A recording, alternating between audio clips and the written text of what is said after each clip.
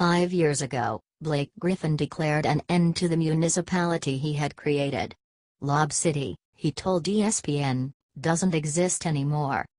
This edict came only a year into Chris Paul's tenure with the Clippers, and thus only a year after Griffin had accidentally spoken Lob City into existence. The video that spawned it is an immortal piece of NBA lore, a live look at Griffin and DeAndre Jordan as they processed the Paul trade in real time. Who'd they give up again? Jordan asked into his phone. Griffin responded in between laughs, "We don't care." Griffin's renouncing of the name was an effort to convey a certain seriousness fitting for someone who had spent a year reconciling the idea of Paul with his exacting ways. Paul is nothing if not serious. And for a time, the Clippers were, too. A franchise without a single 50-win season in its history pulled off 5 in a row as a matter of course. Griffin didn't know then where that team would go, only that they were searching for a more organic, pervasive identity. Paul would leave of his own volition. Griffin would be traded not months after the team crowned him a Clipper for life. And that search for who the Clippers are would resume on entirely different terms. Some of the team's biggest decision points over the past half-decade weighed how to best use their marginal assets and the acceptability of luxury tax spending. Such as the privilege of a franchise with stars in hand. Employing players like Paul and Griffin gives an entire organization its focus.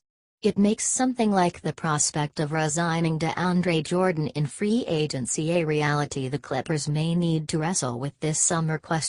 A much more conclusive exercise. This is why the formal unincorporation of Lob City matters. An over-the-cap team featuring 2 other stars could pay Jordan whatever was necessary, provided they were willing to accept the tax bill that followed. A fringe playoff team without that kind of star power must proceed with greater care. Should he decline his player option for next season, Jordan's next contract could start at upwards of $30 million a year, just bulky enough to cause some real inconvenience. What Jordan does on the floor is inarguably valuable. Any team that can pencil in an outstanding rebounder, high-level finisher, and effective defender for 82 games at center is better for it. Yet Jordan is at his best when he can augment and benefit from other elite talent. The very heart of Lob City was the idea that an elite playmaker could make Jordan better, and vice versa. And for as pleasant a surprise as this year's Clippers have been, nothing about their play this season alleviates the difficulty of the decisions to come. Letting Jordan walk would leave the team holding the bag on a roster full of veterans without any kind of clear direction, a tough pill after such a fun season. Bringing him back would give this plucky group another crack at the playoffs, though it might delay the arrival of the next Clippers team of consequence. Success in the NBA is sometimes less about who you pay than when you pay them. Building a new, lasting core from scratch is one of the hardest things for a team to do. In this case, the returns on Paul and Griffin were actually pretty tremendous under their respective circumstances.